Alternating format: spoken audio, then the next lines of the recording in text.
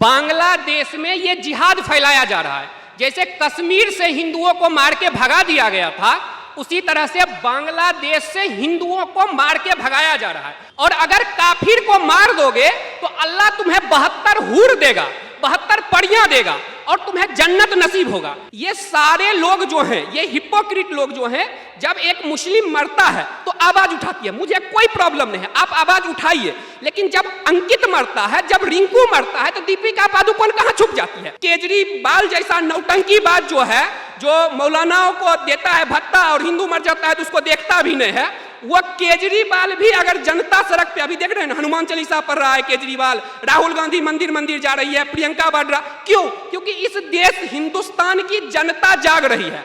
नमस्ते हिंदुस्तान, कैसे हैं आप लोग? इस बात को कुछ वक्त नहीं बीते कि जहाँ पे हर जगह जगह पे नवरात्रे में पंडाल लगाए गए और हम नवरात्रे में माता दुर्गा का हमने पूजा पाठ किया। वहीं पे कुछ दूर कोई ज़्यादा कोई देश नहीं बचा जहाँ पे हिंदू मिलेंगे। जहाँ पे 1951 में 28 से 30% हिंदू थे, बांग्लादेश में आज के वक्त में 8% हिंदू रह गए हैं। पर ऐसा क्यों हुआ? क्यों चुन चुन के सारे हिंदुओं को मारा जा रहा है?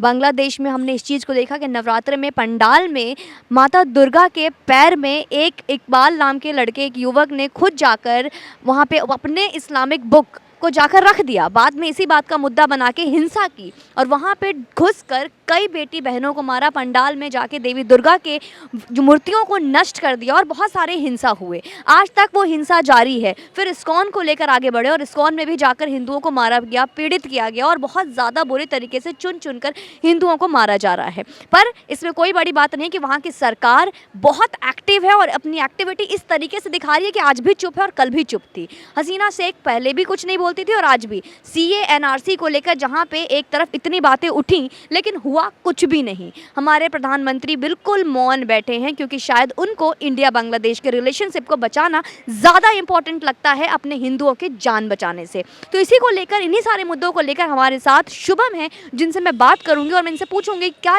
ये सोचते हैं जिस तरीके से बांग्लादेशी हिंदुओं को मारा जा रहा है, जिस तरीके से उन्हें चुन चुन कर उनके अस्तित्व को मिटाया जा रहा है, इस पर पूरा आप क्या देखते हैं? क्या चाहते हैं आप? क्या किस तरीके से हमारी बांग्लादेश की सरकार की तो बाद में बात करूंगी, हमारी सरकार चुप क्यों है इस बात को लेकर?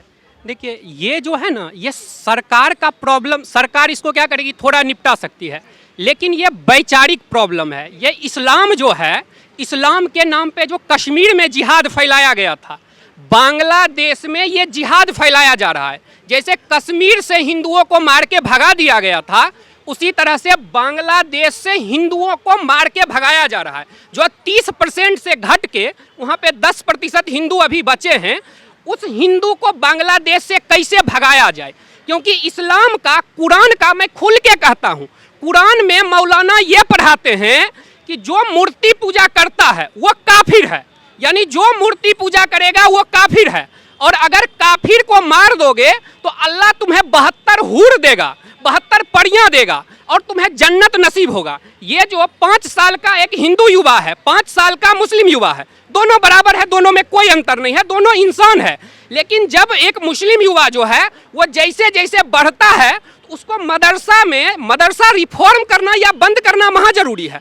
मदरसा में ये पढ़ाया जाता है उन बच्चों को कि जो मूर्ति पूजा करते हैं वो काफिर हैं। ये मैं नहीं कह रहा हूँ, ये जो है अजमल कसाब, जो पाकिस्तान का आतंकवादी पकड़ा गया था मुंबई अटैक में, जिसको हिंदू टेरर का नाम दिया जा रहा था, लेकिन संजोग से हमारे पुलिस के जवान ने महाराष्ट्र में पकड़ लिया था, आज तो वहाँ बर्बाद कर दिया है।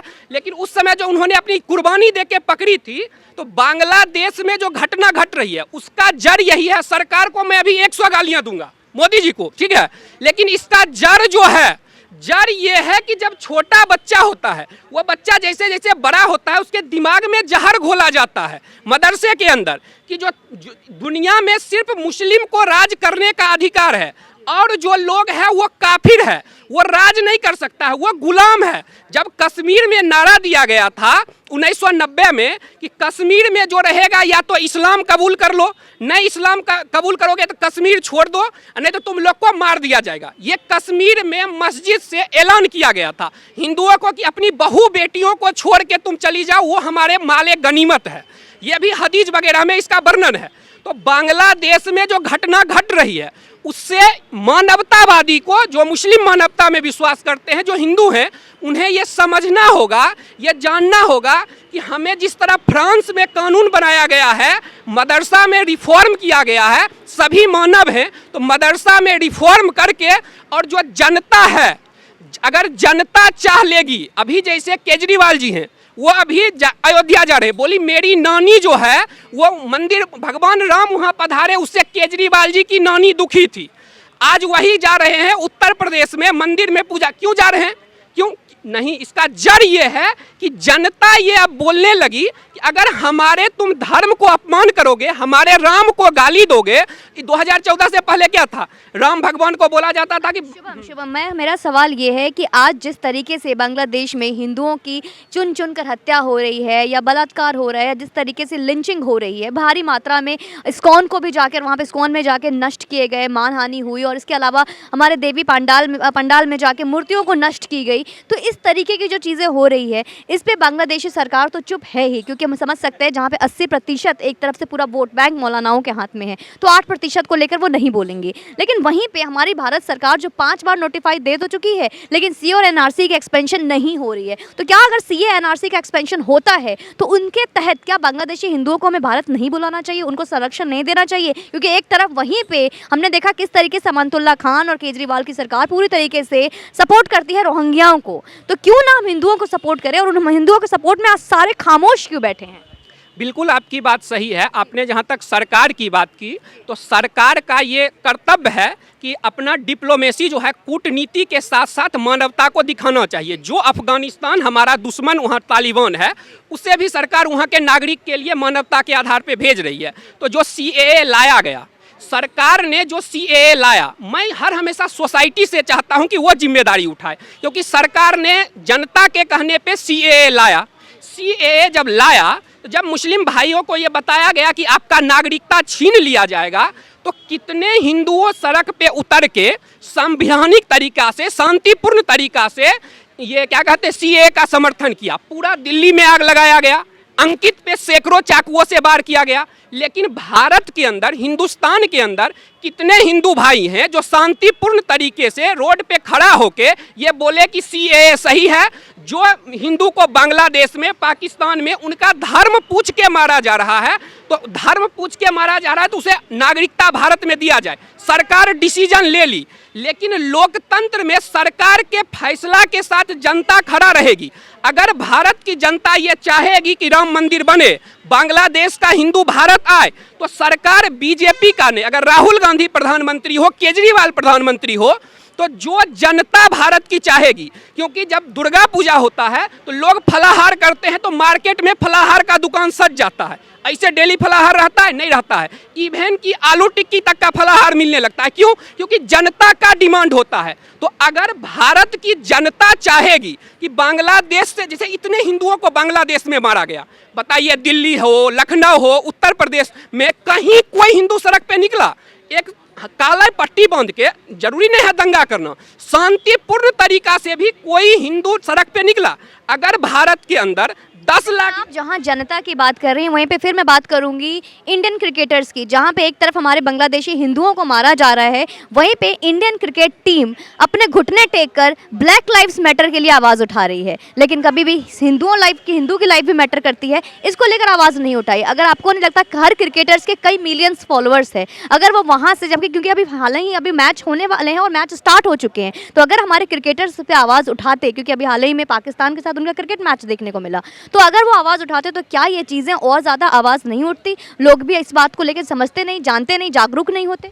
देखिए क्रिकेटर जो है ना, ये जैसे इंटरनेशनल ये लोग जो बहाना देते हैं कि जो ये आईसीसी का रूल है, तो भारत के क्रिकेटर को ये शर्त रखना चाहिए कि विश्व में मानवता के लिए आतंकवाद के खिलाफ बोलना जरूरी है, क्योंकि आतंकवाद किसी एक धर्म का ही दुश्मन नहीं है, वो मानवता का ही दुश्मन है आतंकवाद।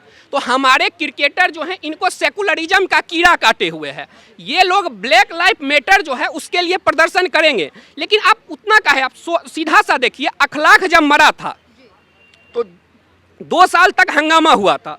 जब अंकित मरा, या फिर जब रिंकू शर्मा मरा तो उसके लिए कुछ नहीं हुआ। तो हमारे जो जैसे स्वरा भास्कर हो गई या फिर दीपिका पादुकोण हो गई, ये सारे लोग जो हैं, ये हिपोक्रिट लोग जो हैं, जब एक मुस्लिम मरता है तो आवाज़ उठाती है, मुझे कोई प्रॉब्लम नहीं है, आप आवाज़ उठाइए। लेकिन जब अंकित मरता है, जब रिंकू मरता है, तो दीपिका पादुकोण कहाँ छुप जाती है? दीपिका पादुकोण बोलती है कि मुझे भारत में जो है ये जो ऐसा देख के हमको ये अचंभा लग रहा है। वही दीपिका पादुकोण बिल में घुस जाती है जब रिंकू को मारा जाता है। या विराट कोहली, आप क्रिकेट की बात की, तो विराट कोहली ने दीपावली पे लेक्चर दिया, आमिर खान ने दीपावली पे लेक्चर दिया कि तुमको पटाखा सड़क पे नहीं फोड़ना चाहिए। भाई हम सड़क पे पटाखा फोड़ते भी नहीं हैं, लेकिन अगर वही सड़क जाम करके रोड पे नमाज पढ़ा जा रहा है, पुलिस ट्रैफिक रोक दिया जाता है, नमाज पढ़ा जाता है ना, उस पे ये क्या नाम है इनका, विराट कोहली बोलते हैं ना, ये दीपिका बोलती हैं ना, आमिर खान बोलते हैं। तो ये जितने लोग हिपोक्रिट लोग हैं, ये बांग्लादेश में जो हिंदू मरे हैं उससे इनको कोई फर्क नहीं पड़ा है। बांग्लादेश में हमारी हिंदू बहनों को घर से खींच के उनके साथ बलात्कार किया गया, घर में घुस के उनको मारा गया। हमारे बांग्लादेश के हिंदू भाई सिर्फ पंडाल में अपना दुर्गा पूजा कर रहे हैं। अरे इस देश के हिंदू को बांग्लादेश छोड़िए, भारत के अंदर पश्चिम बंगाल में दुर्गा पंडाल में आग लगा दिया जाता है, सरस्वती पूजा करने नहीं दिया जाता है। पश्चिम बंगाल में जो एरिया मुस्लिम पॉपुलेटेड है, कश्मीर से मार के भगा दिया गया। तो क्रिकेटर तो छोड़ दीजिए, जब जनता ही नहीं बोलती है, एक जनता को जब तक दूसरे के लिए आवाज जनता नहीं उठाएगी, लोग सरकार को गाली, हम कहते हैं जनता को जागरूक करो। अगर देश की जनता जाग गई, अगर 10 लाख लोग सड़क पे शांतिपूर्ण तरीके से उतर गए कि भाई बांग्लादेश में जो हिंदू मरा है, बांग्लादेश में जो हिंदू मरा है उसको भारत में लाओ, उसको मुआवजा दो। अगर ये शांतिपूर्ण तरीका से, हमारे कुछ करने की जरूरत नहीं है, 2 लाख लोग लखनऊ में, दिल्ली में, मुंबई में सिर्फ इतना उतर जाएं, सरकार, मोदी जी तो करेंगे, सब जानता है मोदी जी करेंगे, लेकिन हम कहते हैं केजरीवाल जैसा नौटंकी बात जो है, जो मौलानाओं को देता है भत्ता और हिंदू मर जाता है तो उसको देखता भी नहीं है, वो केजरीवाल भी अगर जनता सड़क पे, अभी देख रहे हैं ना, हनुमान चालीसा पढ़ रहा है केजरीवाल, राहुल गांधी मंदिर मंदिर जा रही है, प्रियंका वाड्रा, क्यों? क्योंकि इस देश हिंदुस्तान की जनता जाग रही है, और जनता जैसे जैसे जागेगी उसके बाद सरकार किसी को हो। तो मेरे लाइफ का एक उद्देश्य है कि जनता को जगाइए। Cricketer, cinema. बहुत बहुत धन्यवाद शुभम जी। तो आपने शुभम की बातें सुनी, किस तरीके से इन्होंने सबसे ज़्यादा इम्पॉर्टेंट पब्लिक को बताया कि पब्लिक को जागरूक होना बहुत ज़्यादा ज़रूरी है। And for us we need to raise our voice कि बांग्लादेश में जिस तरीके से हिंदुओं के साथ हिंसा हो रहा है, जिस तरीके से उनके साथ लिंचिंग हो रही है, जिस तरीके से उनको मारा जा रहा है, तो please raise your voice with me and definitely Hindu lives matter. जय हिंद, वंदे मातरम।